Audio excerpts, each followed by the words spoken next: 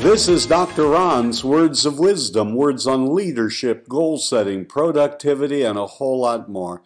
I trust that today you will consider this your vitamin or mineral for your heart and mind.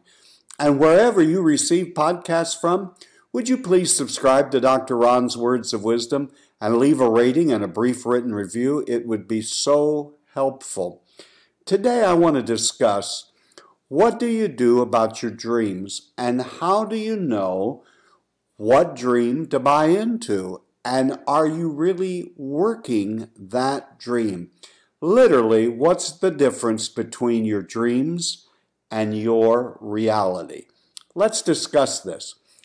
And I have written a few blog articles about this subject, and you can either go to wesleysHorse.com or go to my webpage, drronblake.com, and you will see a link to my blog. When you get to my blog, just search Planning, Dreams, Reality, and several articles that I've written over the years will appear, and I know they'll be helpful to you.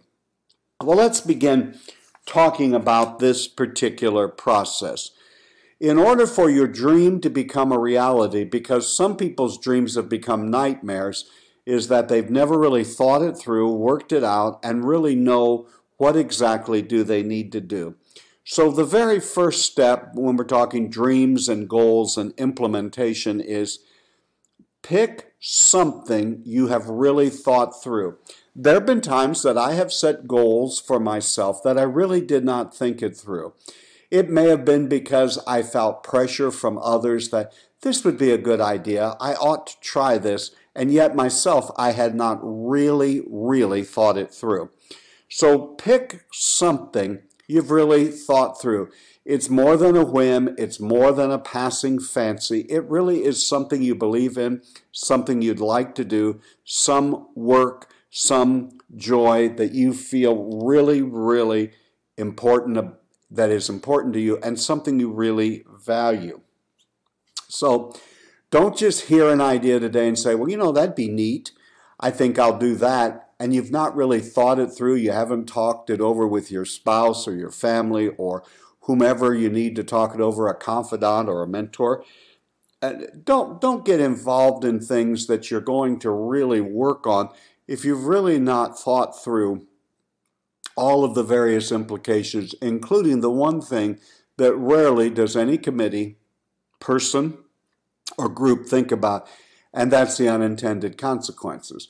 Now, you could sit down between now and tomorrow evening trying to write out the various unintended consequences of any various action that you are about to embark upon and not hit all of them. But I guarantee you, if you don't sit down and begin to think about some of the unintended consequences, you won't think of any of them. And there always are unintended consequences. It's not that there won't be some, it's can you manage them, and more importantly, can you live with them? Let's talk about counting the cost. In the Bible, Luke chapter 14, interestingly, Jesus said to people he was asking to become his disciples, people who were following him, he said, have you counted the cost? The cost of being my disciple, and he used two illustrations that I want you and I to think about for a moment.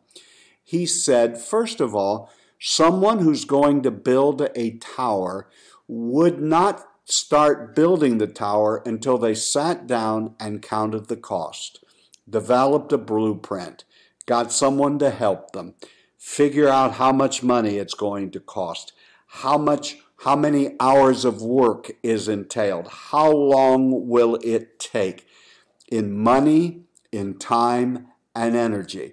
Jesus also used a second illustration. No one is going to declare war without counting the cost. This is perhaps the most troubling things about leaders of countries who get into wars. I'm wondering, did they really sit down and count the cost, not just in money and time and energy, but the human toll?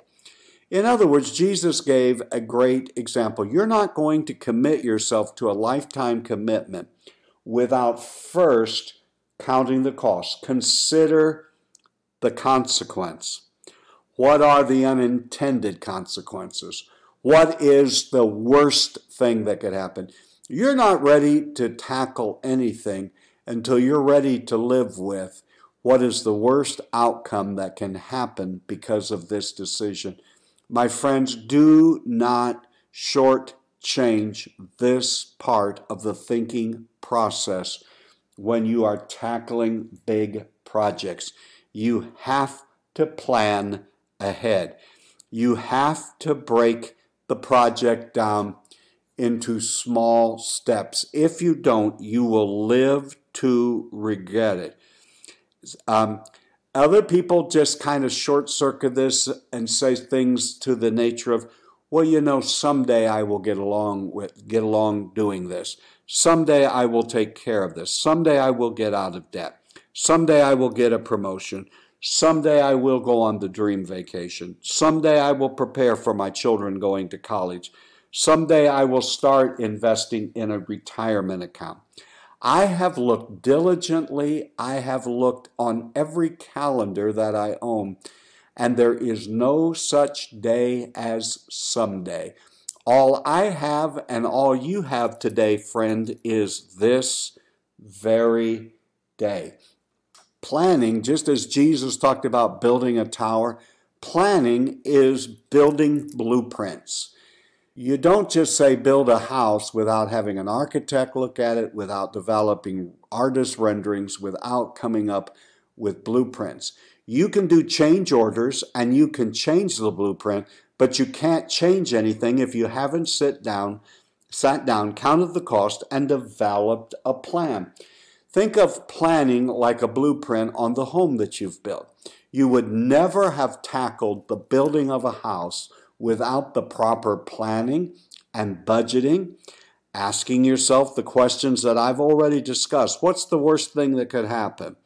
You even at times will build in an emergency or a contingency fund, because regardless of the blueprints and regardless of the planning, somewhere along the way, there will be something unexpected that happens, and you have to expect the unexpected.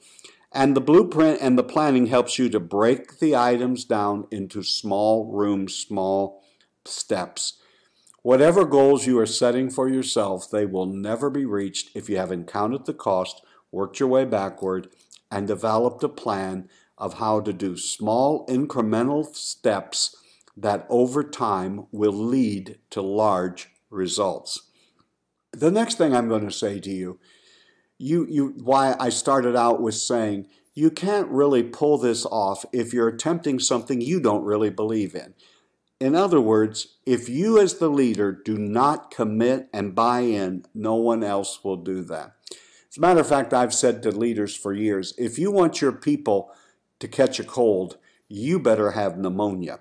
You as the leader have to buy in. You have to commit to the project. Don't live other people's dreams. Become who you wish you were.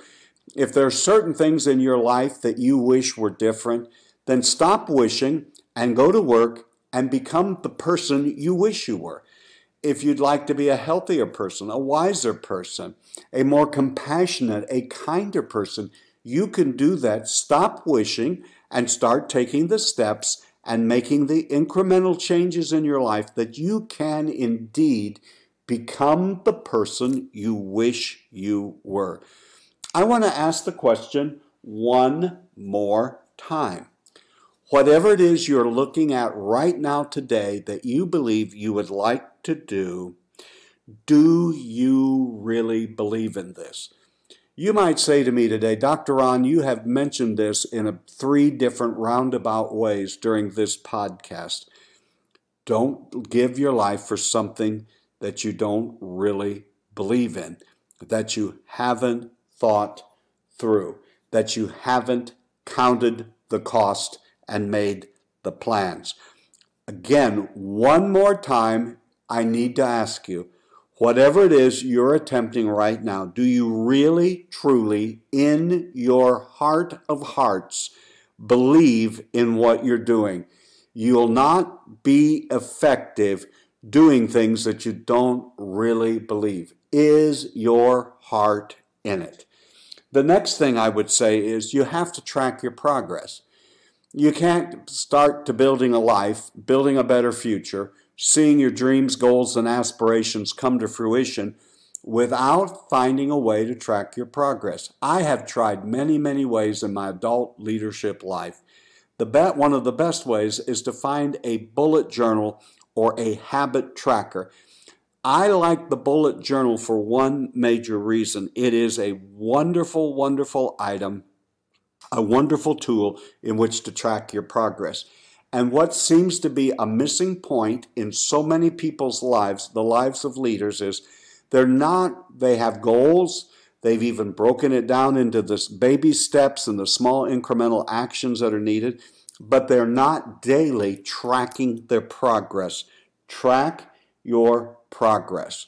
This will help you to know that what you're doing is significant and important and will continue to give you the conviction you need in order to see things begin to happen.